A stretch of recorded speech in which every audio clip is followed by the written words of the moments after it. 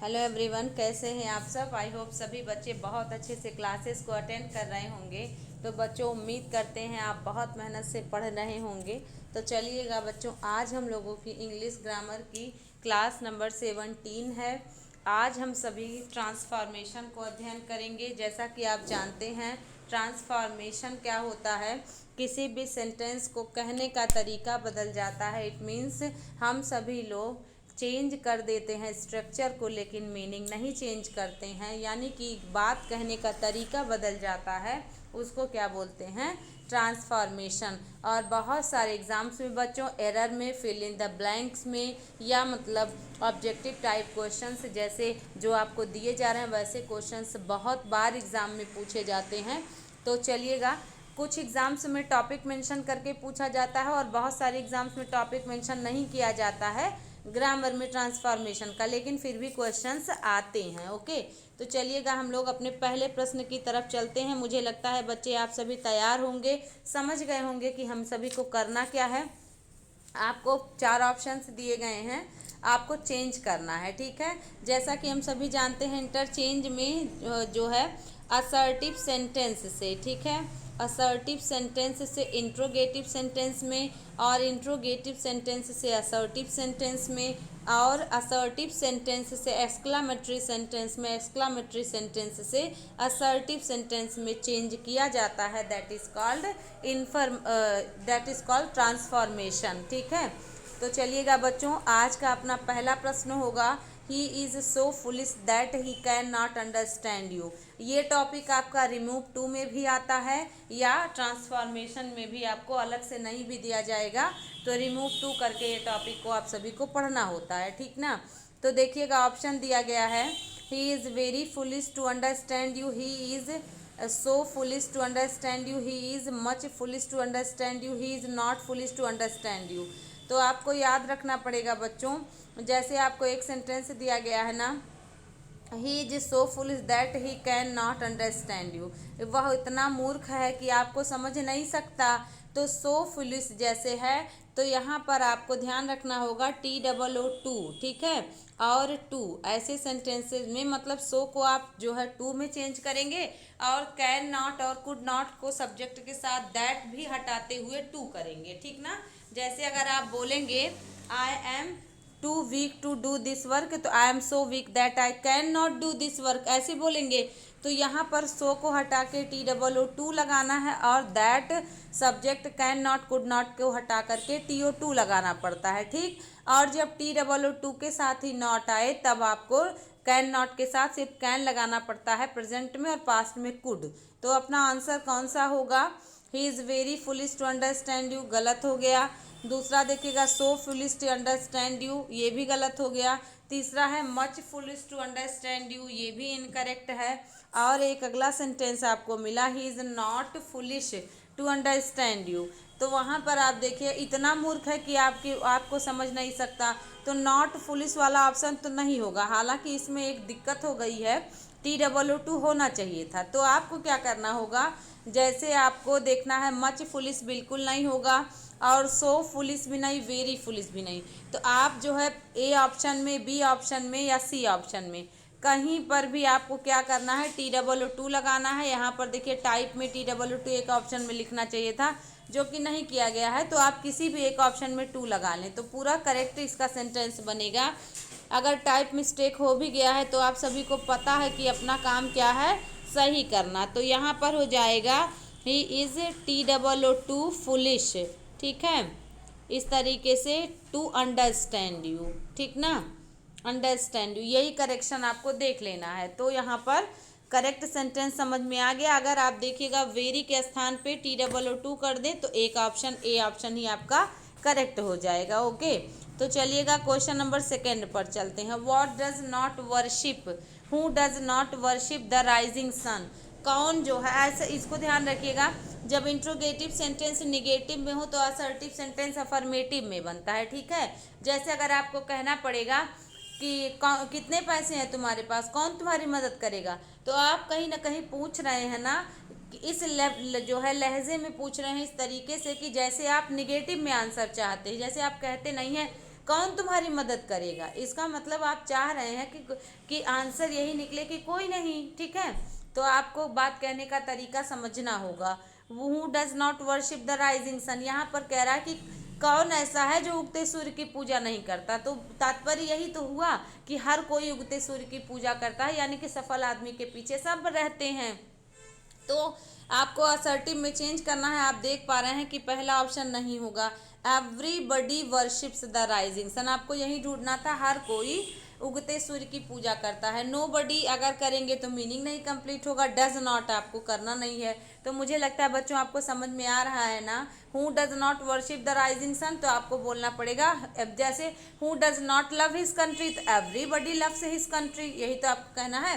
Who does not know about Mahatma Gandhi, तो everybody knows महात्मा गांधी। तो वैसे आपको जब ध्यान रखना पड़ेगा हु के साथ डज नॉट हो, डू नॉट हो, विल नॉट हो, तो आपको सेंटेंस असर्टिव वाला अफर्मेटिव में बनाना पड़ेगा। और हु का पॉजिटिव में निगेटिव एवरीवन होता है और निगेटिव में निगेटिव नो वन होता है। ओके, तो आई होप आप समझ पा रहे हैं ना एवरीबडी नोबडी कैसे यूज़ करना है। बहुत बढ़िया। तो क्वेश्चन नंबर सेकंड का बी ऑप्शन आप सभी लोगों का करेक्ट है। क्वेश्चन थर्ड देखिएगा, ही वाइजर देन आई, तो he is wiser than I होना चाहिए था। अब आपका आप जो है देख पा रहे हैं ही इज, अगर आप ये सेंटेंस इस तरीके से देखें, he is wiser than I, तो इसका मतलब हो गया कि वह जो है मेरे जितना बुद्धिमान है। तो आप देख पा रहे हैं कि वह मेरे जितना बुद्धिमान है, तो इसका मतलब वही हो, मुझसे बुद्धिमान है, वाइजर है ना, वह मुझसे बुद्धिमान है, देन आई होना चाहिए था, ठीक ना। तो he is wiser than I. तो आप देख पा रहे हैं कि क्या करना है। आपको याद है कि अफर्मेटिव निगेटिव जब आपको जब डिग्री पढ़ाई गई थी तो आपको बताया गया था ना, यदि पॉजिटिव सेंटेंस निगेटिव में हो तो कंपैरेटिव सेंटेंस अफर्मेटिव में बनता है। ऐसे सेंस में आप देख पा रहे हैं he is wiser than I, मतलब मुझसे बुद्धिमान है। तो यही बात तो हुआ कि जो है वह मेरे जितना बुद्धिमान नहीं है या मैं उसके जितना बुद्धिमान नहीं हूँ। समझ पा रहे हैं ना। तो he is wiser than I, इसका मतलब आपको बनाना तो चाहिए था I am not as wise as he, लेकिन ऑप्शन के अनुसार अगर आप चलें आई, तो he is not wise than I, तो आप देख पा रहे हैं ना देन मी, तो गलत हो गया। He is not so wise than he is, यही आपका आंसर करेक्ट है, ठीक है। तो यहाँ पर आपको यहाँ आई ध्यान रखिए, I am not as wise as he, ठीक ना। आगे बढ़ जाइएगा। क्वेश्चन नंबर फोर्थ देखेंगे, Ram is always careful, Ram जो है हमेशा केयरफुल है, तो केयरलेस कभी नहीं है। बात समझ पा रहे हैं ना। आपको याद रखना होगा बच्चों, नेवर का अपोजिट एवर होता है या ऑलवेज होता है। जब हमेशा की बात कही जाए तो आपको कभी नहीं ध्यान देना होता है। ओके, तो यहाँ पर राम इज ऑलवेज केयरफुल, तो Ram is not never careless, जब कभी नहीं लापरवाह रहा तो हमेशा से केयरफुल ही तो रहा। बी ऑप्शन करेक्ट है। क्वेश्चन नंबर फोर्थ का बी ऑप्शन करेक्ट है। ओके, बहुत बढ़िया। चलिए आगे बढ़ते हैं। ध्यान रखना है जब सेंटेंस पॉजिटिव में हो तो आपको मीनिंग कंप्लीट करने के लिए निगेटिव को चुनना पड़ता है। ओके, चलिएगा। He is so small that is he can not go alone, तो यहाँ पर इतना छोटा है कि अकेले कभी नहीं जा सकता।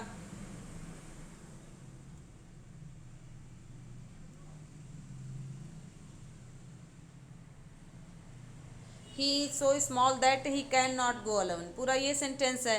तो उतना छोटा नहीं जा सकता। आपको याद है मैंने बताया था ना कि जैसे सो आए तुरंत आपको TOO में कन्वर्ट कर देना है, और आपको जो है उसके बाद दैट ही कैन नॉट को या दैट ही कुड नॉट को आपको चेंज करते हुए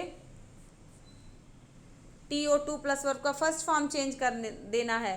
तो यहाँ पर पहले ऑप्शन में ही आपको पता चल गया कि he is TOO small to go alone, ठीक है, स्मॉल टू गो अलोन। बहुत अच्छे, बिल्कुल सही, सभी बच्चों का करेक्ट है। ध्यान रखिए बच्चों, ये टॉपिक आपका रिमूव 2 में भी आ जाता है और आपका ट्रांसफॉर्मेशन में भी, अफर्मेटिव निगेटिव असर्टिव में भी आ जाता है। Okay, let's come to question number. बाकी ऑप्शन देखिए, too small to go alone, he is too small to go alone, ठीक है।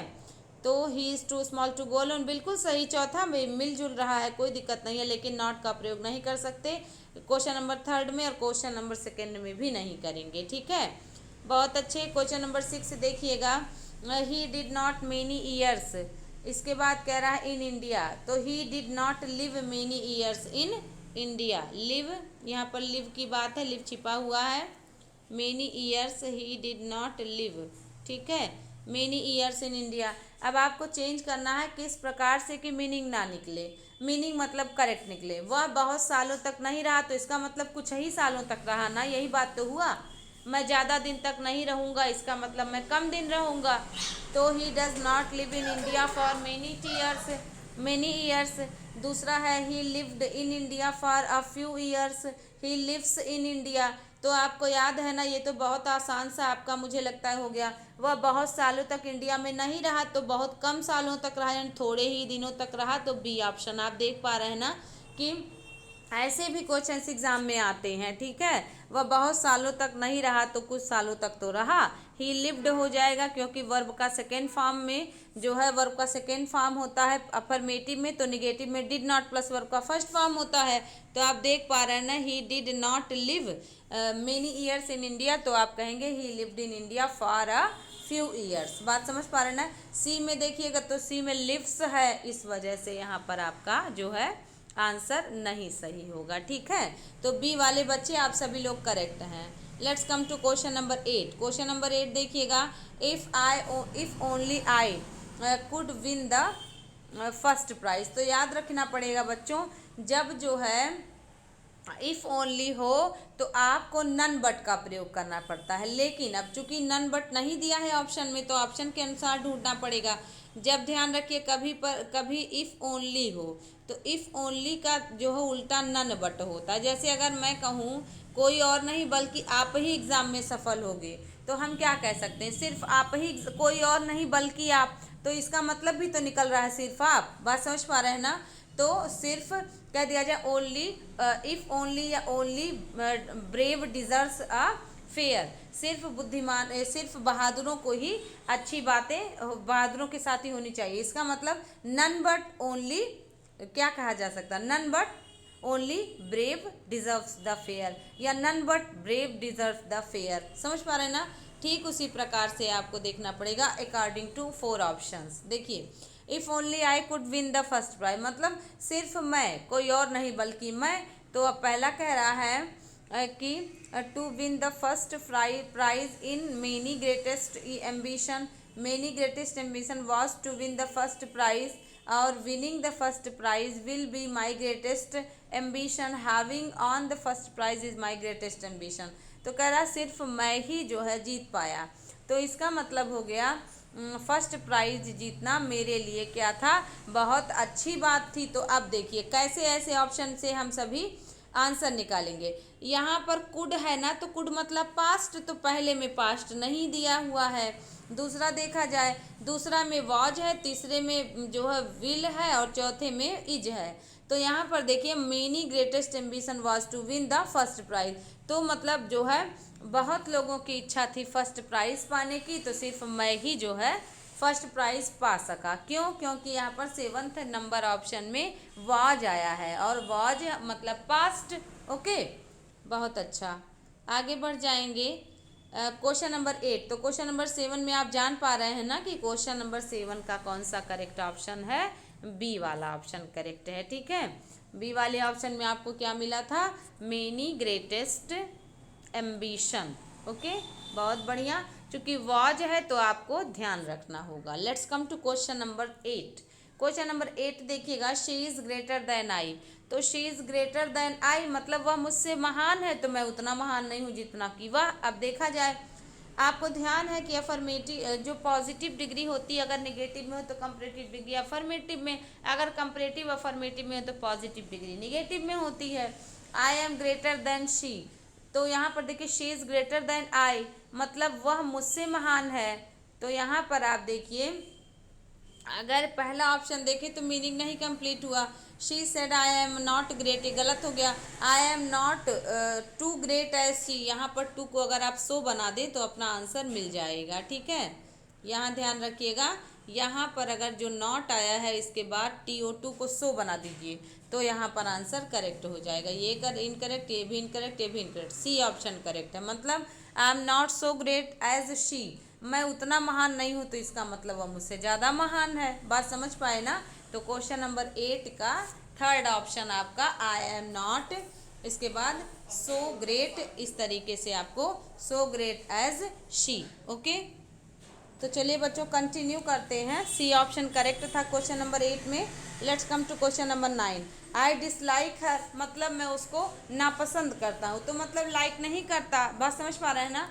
तो बिल्कुल सही कौन सा ऑप्शन, आई डोंट लाइक हर, तो यही तो करेक्ट हो गया भाई, काहे दिक्कत कर रहे हैं, है ना। क्वेश्चन नंबर 9 का, ठीक है, आई डोंट लाइक हर अगर आप करेंगे तो आई डिसलाइक हर ही करेक्ट होगा। ओके, तो क्वेश्चन नंबर 9 का ए ऑप्शन। ओके, बहुत अच्छे। आई डोंट डिसलाइक हर, तो आपका मीनिंग नहीं कंप्लीट हो रहा है। आपको ट्रांसफॉर्मेशन में मीनिंग का विशेष तौर पे ख्याल रखना होता है, ठीक है।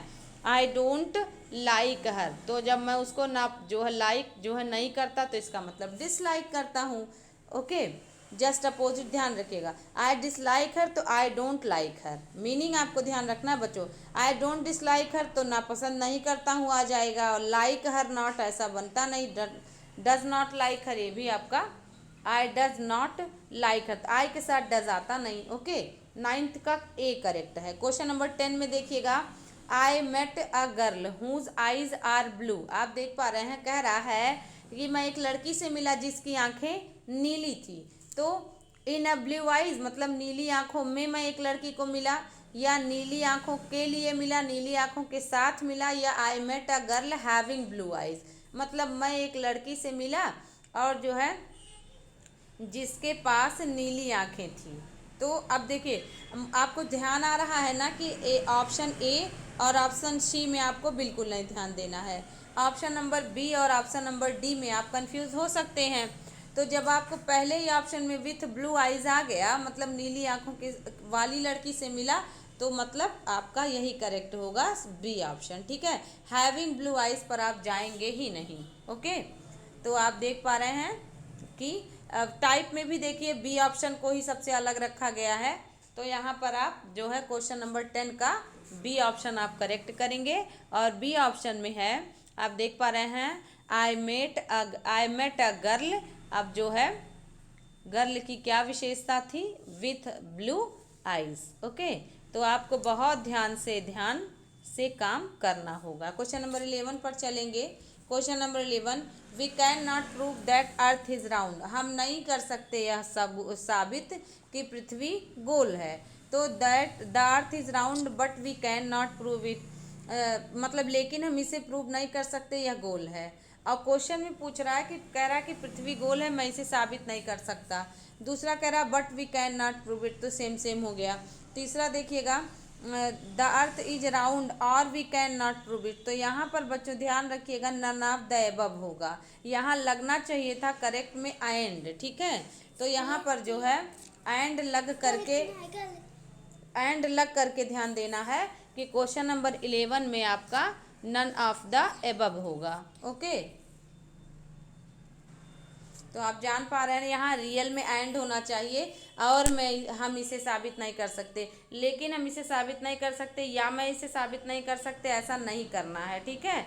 और हम इसे साबित नहीं कर सकते, कंपाउंड सेंटेंस को ध्यान में रखते हुए करना है। क्यों? क्योंकि क्लॉज आपको ध्यान में रखना पड़ता है ना, कि दो समान पदीय उपवाक्य। ओके, क्वेश्चन नंबर 12 देखेंगे। As soon as Sita arrives she begins to work. इसको सेंटेंस को निगेटिव अगर बनाना हो तो आप क्या करेंगे? पहला ऑप्शन, जैसे ही सीता पहुंची वह काम करना शुरू कर दी, तो आप यही तो बोले हुए, सीता पहुंची ही नहीं कि वह काम करना शुरू कर दी। तो आप क्या बोलेंगे?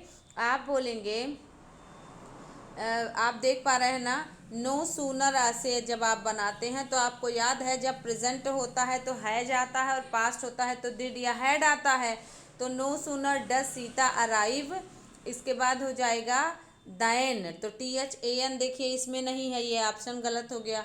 नो सूनर सीता, तो जब तक हेल्पिंग वर्ब नहीं लाएंगे तो ये भी गलत हो गया। तीसरा देखिएगा, no sooner Sita arrives than she begins, तो जब तक आप डज नहीं लगाएंगे ये गलत हो गया।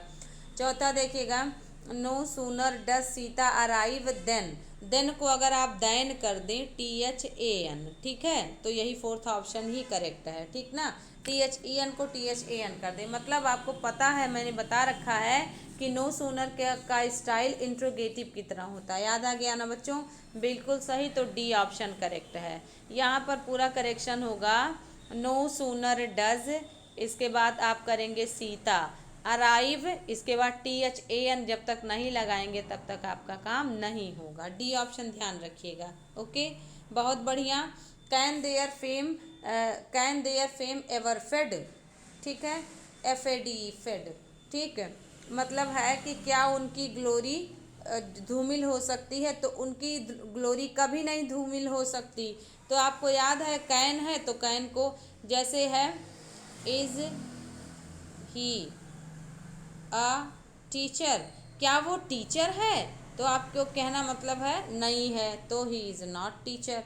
तो वैसे है कि क्या उनकी जो है प्रसिद्धि कभी धूमिल हो सकती है, तो आपका मतलब नहीं हो सकती है ना, तो कैन को कैन ही रहने दीजिए, इसको नहीं, इसको नहीं। चौथा देख लीजिएगा, देयर फेम कैन नेवर, क्योंकि अभी हमने बताया आपको कि नेवर का उल्टा एवर, एवर का उल्टा नेवर होता है। तो क्वेश्चन नंबर जो है 13 का फोर्थ ऑप्शन करेक्ट है, ठीक है, देयर फेम, उसके बाद हो जाएगा कैन नेवर, उसके बाद फेड। ओके, बहुत बढ़िया, बहुत अच्छे से आप कर रहे हैं। क्वेश्चन नंबर 14 देखिएगा, none but a Hercules could do this, कोई और नहीं बल्कि, अभी हमने आपको बताया था ना, नन बट हो तो तुरंत ओनली कर देना है, तो कोई और नहीं बल्कि हरकुलस ने इसको किया। हरकुलस मतलब एक मेहनती बच्चा, ठीक है, तो एक मेहनती बच्चा ने किया, तो कोई और नहीं, तो ओनली अ हरकुलस, इसके बाद हो जाएगा कुड डू दिस। तो क्वेश्चन नंबर 14 का आप देख पा रहे हैं,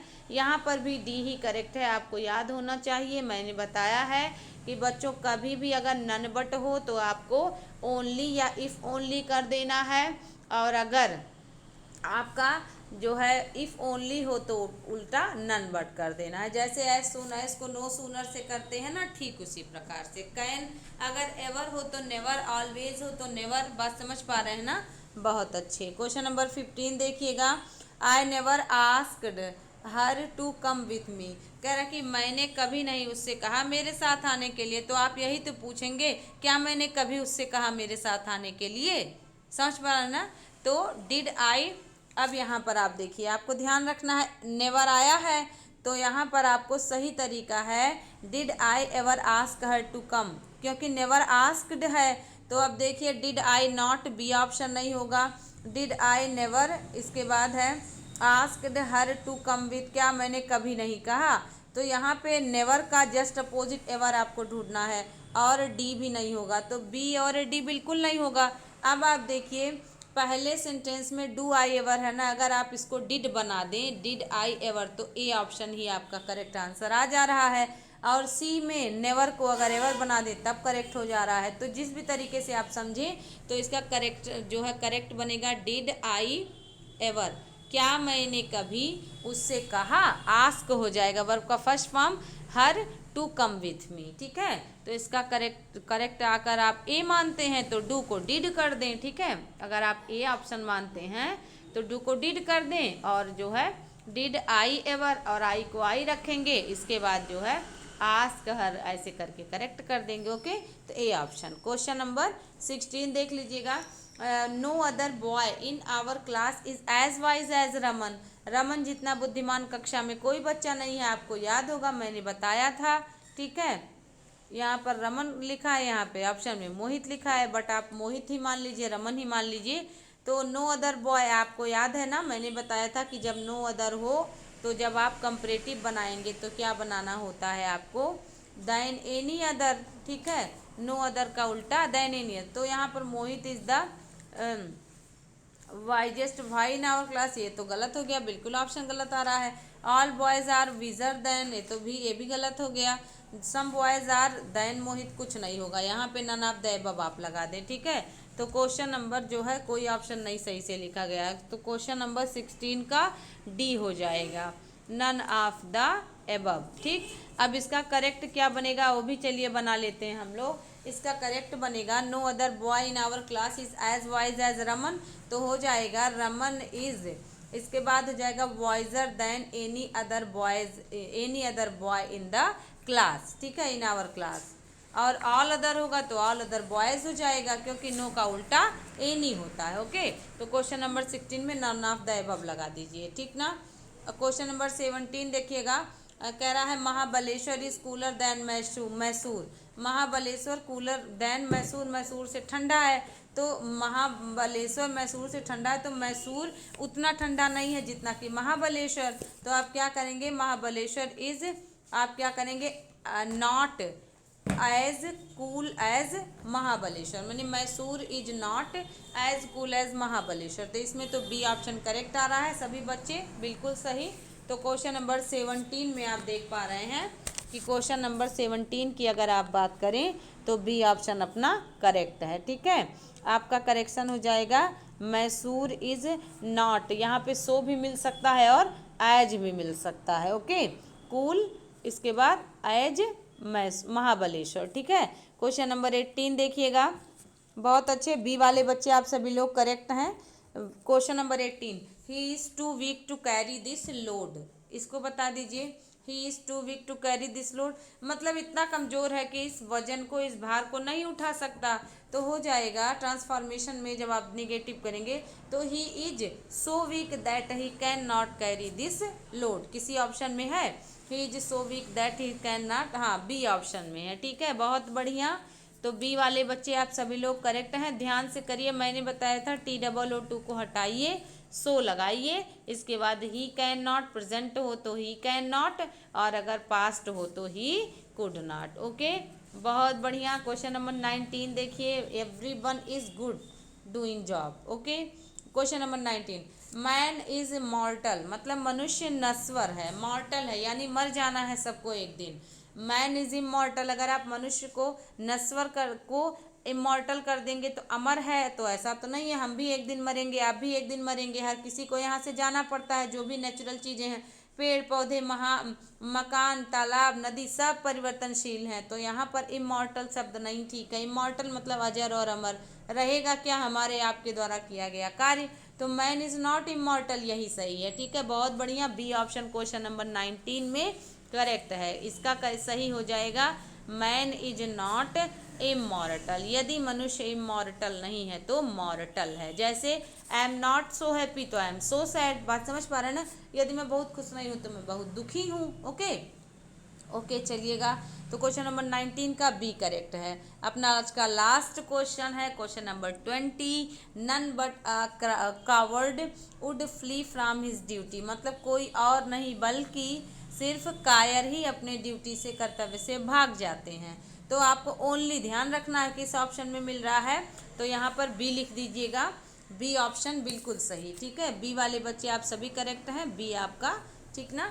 यहाँ पर हो जाएगा only, ONLY only, ONLY only a coward would flee from his duty, क्योंकि नन बट का उल्टा ओनली होता है। ओके, बहुत अच्छे, बहुत बेहतरीन आपका परफॉर्मेंस रहा। ऐसे ही बच्चों मेहनत करते रहिए। आपको ध्यान रखना पड़ेगा, आपको मेथड अगर पता है तो आपसे गलती नहीं होगी, क्योंकि हम सभी जान रहे हैं कि चाहे जिस प्रकार से भी टाइपिंग किया गया हो, अपने को आंसर आना चाहिए और एग्ज़ाम में तो सही मिल जाएगा। ठीक है, तो यहाँ पर कुछ बेसिक सा इंट्रोडक्शन जो कि आपके दिमाग में रहता है, उसी हिसाब से आपको आंसर करना पड़ेगा। मिलेंगे बेटा नेक्स्ट क्लास में। Thank you so much for giving me a lot of time. Thank you so much. खुश रहिए, मस्त रहिए, स्वस्थ रहिए, खूब मेहनत करिए।